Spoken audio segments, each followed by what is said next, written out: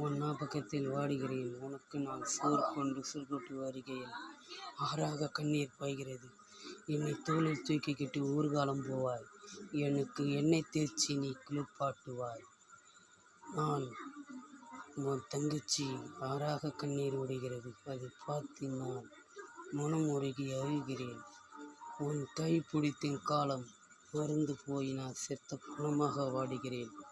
உன் ஆசை அப்பா, உன் மேல் நான் அதிகமாக லவ் வச்சுக்கிறேன்.